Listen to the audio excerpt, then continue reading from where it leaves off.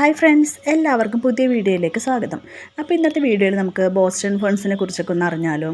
അപ്പോൾ എൻ്റെ വീട്ടിൽ ബോസ്റ്റൺ ഫേൺസ് ഞാൻ കുറേ പോട്ടിലായിട്ടൊക്കെ നട്ട് വെച്ചിട്ടുണ്ട് കേട്ടോ. നമുക്ക് ഹാങ് ചെയ്തും അല്ലാതെ താഴെ പോട്ടിൽ സിറ്റ് ഔട്ടിലേക്ക് സെറ്റ് ചെയ്യാൻ പറ്റിയ ഒരു നല്ലൊരു ഫേണാണ് കേട്ടോ ബോസ്റ്റൺ ഫേൺ.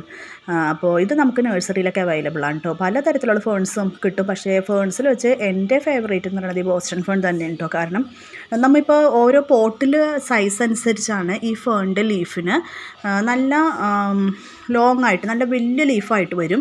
ഇതിപ്പോൾ ഞാൻ ചെറിയൊരു പ്ലാസ്റ്റിക്കിൻ്റെ ഒരു ബോട്ടിലാണ് വെച്ചേക്കുന്നത്. അത് കാരണം അതിനകത്ത് അത്ര ലീഫിന് ആ ഒരു ലീഫിൻ്റെ നീളമേ അതിന് വരത്തുള്ളൂ.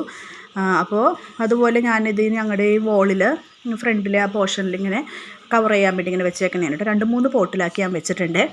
ഇപ്പോൾ ഈ മഴയുടെ സമയത്ത് നമുക്ക് നടാൻ പറ്റിയ ഏറ്റവും നല്ലൊരു ഓപ്ഷനാണ് കേട്ടോ ബോസ്റ്റൺ ഫേൺ എന്ന് പറയുന്നത്. കാരണം ബോസ്റ്റൺ ഫേണിന് ഏറ്റവും കൂടുതൽ ആവശ്യമുള്ളത്, ബോസ്റ്റൺ ഫേണിനല്ല എല്ലാ ഫേൺസിനും ഏറ്റവും കൂടുതൽ ആവശ്യമുള്ളത് ഈർപ്പമാണ്. അപ്പം മഴയുടെ ടൈമിലാണെങ്കിൽ നമുക്ക് നനച്ചു കൂടി കൊടുക്കേണ്ട ആവശ്യമൊന്നും വരത്തില്ല. കാരണം ഇതിൻ്റെ വേരുകൾ ഇങ്ങനെ കുറേ ഇങ്ങനെ പോട്ടിൽ നിന്ന് താഴേക്ക് ഇറങ്ങിയിട്ടുണ്ട്. ആ വേരുകൾ ഈർപ്പം വലിച്ചെടുത്ത് ഈ ചെടിയെ സംരക്ഷിക്കുന്നത് അങ്ങനെയാണ് കേട്ടോ. നമ്മൾ വെള്ളം ഒഴിച്ച് കൊടുത്തില്ലെങ്കിലും അത്, പക്ഷേ വേനൽക്കാലത്താണെങ്കിൽ ഈ ലീഫ് പെട്ടെന്ന് ഇതിങ്ങനെ കരിഞ്ഞു പോകും. പിന്നെ മഞ്ഞ കളറിൽ വരുന്ന ലീവ്സൊക്കെ നമ്മൾ അപ്പം കട്ട് ചെയ്ത് കൊടുക്കണം കേട്ടോ. അതുപോലെ ഞാൻ കുറേ പോട്ടിലായിട്ട് ഇതുപോലെയും ഞങ്ങളുടെ മതിലിൽ ഇങ്ങനെ വെച്ചിട്ടുണ്ട്. പിന്നെ ഇതാണിപ്പോൾ ഹാങ് ചെയ്തിട്ടേക്കണം ഈ പോട്ടിൽ. അപ്പോൾ ഒരു പ്ലാന്റ് ചങ്ങലമ്പരണ്ട എന്ന് പറഞ്ഞൊരു പ്ലാന്റ് ഞാനിവിടെ നട്ടിട്ടുണ്ട്. അതിപ്പോൾ ഇതിലേക്ക് കയറി ഇങ്ങനെ പോയിട്ടുണ്ട്. ഈ കാണുന്നത് ഇതിൻ്റെ വേരുകളാണ് കേട്ടോ. അതിങ്ങനെ പുറത്തേക്ക് ഇങ്ങനെ ഹാങ് ചെയ്ത് വരും. അതാണ് ഈ ചെടിയെ ഇങ്ങനെ ആ ഒരു ബലത്തിൽ ഇങ്ങനെ നിർത്തണതും അതിന് ആവശ്യമായിട്ടുള്ള വെള്ളമൊക്കെ ഈർപ്പമൊക്കെ വലിച്ചു കൊടുക്കുന്നത്. ഇത് കണ്ടിത് വെള്ളം പോകുന്ന ആ താഴെയുള്ള ആ ഹോളിൽ കൂടി വരെ ആ വേര് വഴി അതിൻ്റെ ലീവ്സ് താഴേന്നും ഇങ്ങനെ വരുന്നുണ്ട് കേട്ടോ. അപ്പോൾ ഈ ഫേൺസിൻ്റെ ലീവ്സ് നല്ല ഭംഗിയുള്ള ലീഫാണ് കേട്ടോ. നമ്മൾ വലിയൊരു പോട്ടിലായിട്ട് സെറ്റ് ചെയ്ത് നമ്മൾ വെക്കണമെങ്കിൽ ആ പോട്ടിൻ്റെ വിസ്തീർണം അനുസരിച്ചാണ് ഈ പ്ലാന്റ് ഇങ്ങനെ വലുതായി നല്ല ബുഷായിട്ട് വരണം കേട്ടോ. ചെറിയ പോട്ടി വെച്ച് കഴിഞ്ഞാൽ അതിന് അത്രത്തോളമേ വരാൻ കഴിയുള്ളൂ. ഇപ്പോൾ നമ്മൾ വലിയൊരു പോട്ടിലാണ് വെക്കണമെങ്കിൽ ആ പോട്ട് മൊത്തം അത് നിറഞ്ഞിങ്ങനെ വരും കേട്ടോ. നല്ല വലിയ ലീഫായിട്ട് വരും. നമുക്ക് ഇൻഡോറായിട്ടൊക്കെ സെറ്റ് ചെയ്യാൻ പറ്റിയ നല്ലൊരു പ്ലാന്റാണിത്. നല്ല ഭംഗിയുള്ള പോട്ടിലൊക്കെ നമുക്ക് സെറ്റ് ചെയ്ത് ഇൻഡോറായിട്ട് വെക്കാം. അധികം വെള്ളമൊന്നും ഒഴിച്ചു കൊടുക്കേണ്ട ആവശ്യമൊന്നുമില്ല ഈ തണുപ്പ് സമയത്ത്.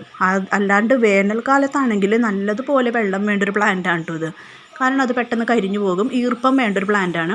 നമ്മളിപ്പോൾ പറമ്പിലായാലും കൂടുതലും ഇതിങ്ങനെ കാടുകളിലാണല്ലോ ഫേൺസ് കാണുന്നത്. അത് കൂടുതലും പറ്റി പിടിച്ചിരിക്കുന്നത് പാറകളിലായിരിക്കും. കാരണം പാറക്ക് ഒരു വെള്ളത്തിൻ്റെ ഒരു ഈർപ്പത്തിൻ്റെ ഒരു അംശം ഉള്ളത് കാരണം അതിൽ പറ്റി പിടിച്ച് അത് വളരത്തുള്ളൂ. അതുപോലെ മതിലിലൊക്കെ ഫേൺസ് കണ്ടിട്ടില്ലേ. ഇതിപ്പോൾ ഞാൻ നട്ട ഫേൺസ് ഒന്നുമല്ല കേട്ടോ, തന്നെ ഈ പോട്ടിൽ പിടിച്ച് വന്നതാണേ.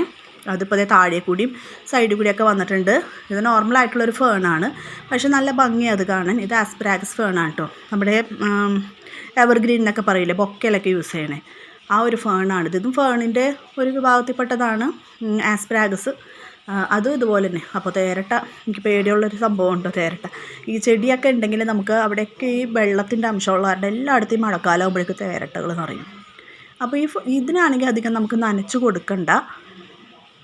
ഇത് 2 പോട്ടിലായിട്ട് മാറ്റി നടാം. ഇത് പ്രൊപ്പഗേഷൻ എന്ന് പറഞ്ഞു കഴിഞ്ഞാൽ ഫേൺസിൻ്റെ വളരെ എളുപ്പമാണ്. അതിൻ്റെ ഒരു ലീഫ് മതി നമുക്ക്. അതിൻ്റെ താഴെയായിട്ട് ആ വേരുണ്ടെങ്കിൽ നമുക്ക് അങ്ങനെ നട്ടു വെക്കാം. പിന്നെ വെള്ളം നനച്ച് കൊടുക്കണം. മഴക്കാലത്ത് ആവശ്യമില്ല, വേനൽക്കാലത്താണെങ്കിൽ നല്ലതുപോലെ നനച്ച് കൊടുക്കണം. പിന്നെ ഇടയ്ക്ക് നമുക്ക് ചാണകപ്പൊടിയൊക്കെ ഇട്ട് കൊടുക്കാം. പിന്നെ ഇടയ്ക്ക് ഫെർട്ടിലൈസ് ചെയ്യുന്നതൊക്കെ നല്ലതാണ് കേട്ടോ. അപ്പോൾ എല്ലാവർക്കും വീഡിയോ ഇഷ്ടമെങ്കിൽ ലൈക്ക്, സബ്സ്ക്രൈബ് ചെയ്തൊന്ന് സപ്പോർട്ട് ചെയ്തേക്കണേ. താങ്ക്